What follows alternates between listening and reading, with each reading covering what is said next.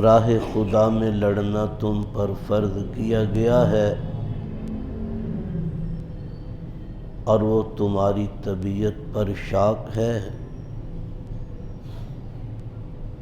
ہو سکتا ہے جس چیز کو تم ناپسند کرتے ہو نتیجہ کے اعتبار سے وہی تمہارے حق میں بہتر ہو، اور ایسے بھی ممکن ہے کہ تم ایک چیز کو بہت چاہتے ہو لیکن مآل کے اعتبار سے وہی تمہارے حق میں بری ہو۔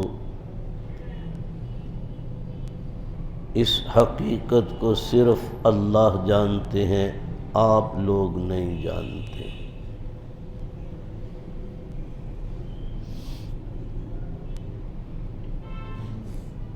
بزرگان محترم، برادران عزیزم،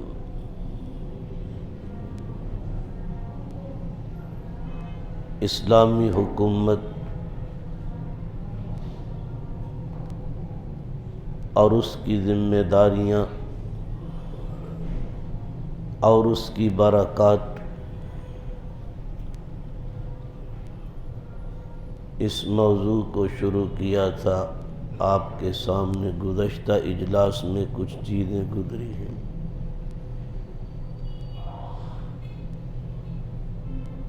یاد ہے کہاں بیان چھوڑا تھا پچھلا؟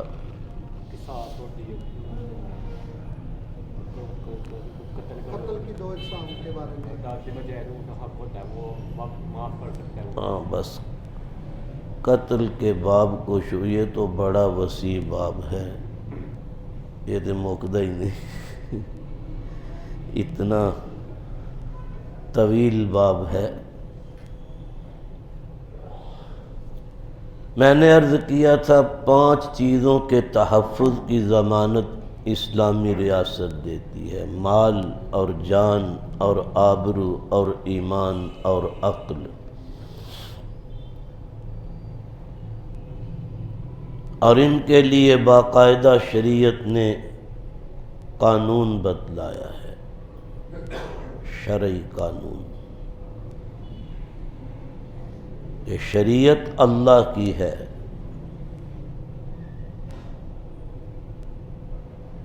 اور صرف اللہ ہی حق رکھتا ہے کہ وہ قانون انسانوں کو خود عنایت کرے، کیونکہ انسان اپنے نفع اور نقصان سے ناآشنا ہے۔ کس چیز میں خیر ہے، کس چیز میں خیر نہیں ہے، اس حقیقت کو صرف اللہ ہی جانتے ہیں۔ مقدمہ آیت میں بھی یہ ہے کہ مآل کے اعتبار سے کسی چیز کا نتیجہ کیا ہوتا ہے وہ صرف اللہ جانتے ہیں۔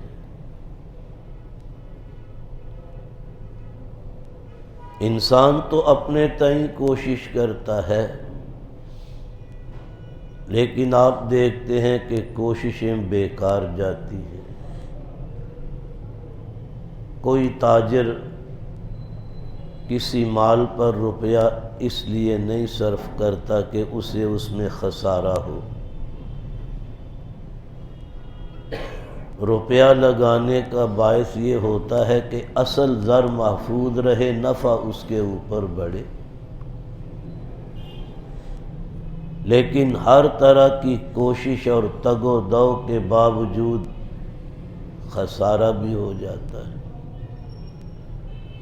معلوم ہوا کہ کسی کے اپنے بس میں نہیں۔ اللہ چاہے دو چند سے دو چند نفع ہو، اللہ نہ چاہے تو بظاہر ایک اچھے کام میں بھی بہت زیادہ نقصان ہو جائے، کیونکہ کرتا دھرتا اللہ ہے۔ اس لیے انسان کو پابند کیا گیا ہے کہ جو قانون از روئے شریعت اللہ نے دیا ہے اسی کی پابجائی کی جائے۔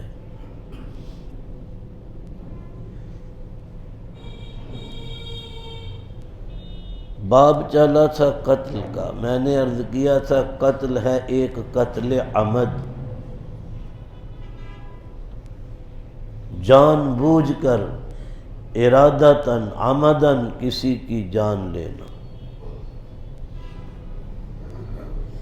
اسے کہتے ہیں شریعت کی زبان میں قتل عمد۔ اس پر ہوتا ہے قصاص۔ ایک ہوتا ہے قتل خطا، ارادتاً نہیں مارا، مر گیا، اور اس کی کئی صورتیں ہو سکتی ہیں، حادثاتی موت بھی اس کا باعث ہو سکتی ہے، ڈاکٹر کا زیر علاج مریض مر بھی سکتا ہے، اس نے مار ڈالنے کے لیے تو علاج معالجہ نہیں شروع کیا لیکن مر گیا۔ تو بہت سی صورتیں ہیں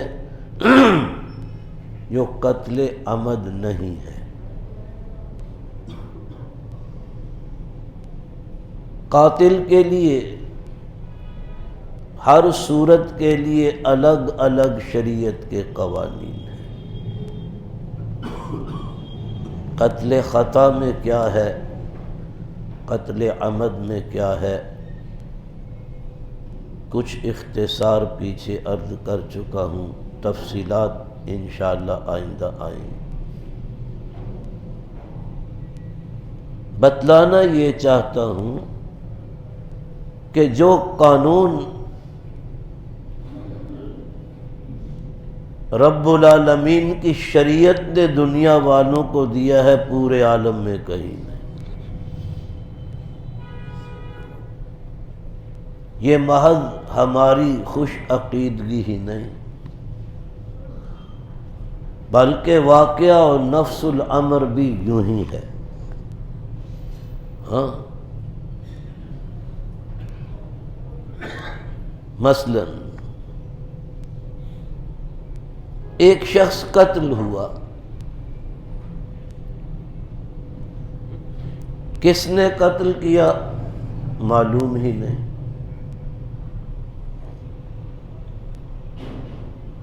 مقتول کی لاش تو پائی گئی، اب اس قتیل کا قاتل کون ہے کوئی نہیں جانتا۔ سراغ رسانی کے تمام اداروں نے پوری محنت، کوشش، دیانتداری کے ساتھ کی پر قاتل کا سراغ نہ مل سکا۔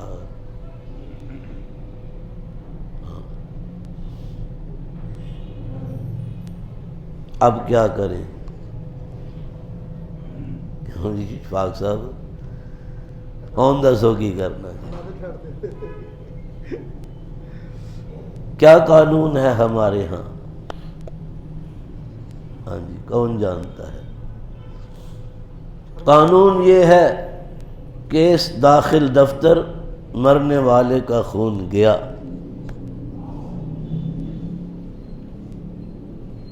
بڑے تقلید کرتے ہو مغرب کی، لو مغرب میں، امریکہ میں، یورپ میں ایسے مقتول کا جس کا قاتل نہیں مل رہا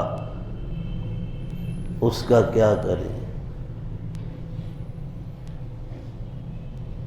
وہاں بھی یہی ہے کہ مرنے والے کا خون گیا، کیس داخل دفتر، پر اسلام نہیں مانتا۔ اللہ کا دین حق کیس کا داخل دفتر ہونا مانتا ہی نہیں۔ ہاں، قانون شریعت کیا کہتا ہے؟ کس بستی کے پاس مقتول کی لاش پائی گئی؟ اس قریبی بستی کے 50 با اثر لوگ وہ لیے جائیں، ان میں ہر ایک شخص مقتول کی لاش کے پاس کھڑے ہو کر قسم کھائے کہ اللہ کی قسم میں نے اسے قتل نہیں کیا۔ ایک دوسری قسم کھائے، اللہ کی قسم میں نے اسے قتل ہوتے نہیں دیکھا۔ تیسری قسم، اللہ کی قسم مجھے اس کے قاتل کا کوئی علم نہیں۔ ہوتا ہے نا، اور ہو رہا ہے، خود نہیں قتل کرتے، اجائے بندہ پختہ کے آ جا۔ یہ بڑے بڑے بدماشوں کے ڈیروں پر بڑے بڑے ظالم اور قاتل پناہ لیتے ہیں، قتل کر کے آ جاتے ہیں، انہی کے ڈیروں سے جاتے ہیں، انہی کے ڈیرے پر آ جاتے ہیں، کوئی نہیں پوچھتا۔ خود تو نہیں کیا لیکن معلوم تو ہے کس سے کروایا۔ شریعت کہتی ہے 3 قسمیں، کون کون سی؟ اللہ کی قسم میں نے اسے قتل نہیں کیا، دوسرا خود تو نہیں کیا، دیکھا ہے کسی کو قتل کرتے، قسم کھائے میں نے اسے قتل ہوتے نہیں دیکھا، تیسرا اللہ کی قسم مجھے اس کے قاتل کا کوئی علم نہیں۔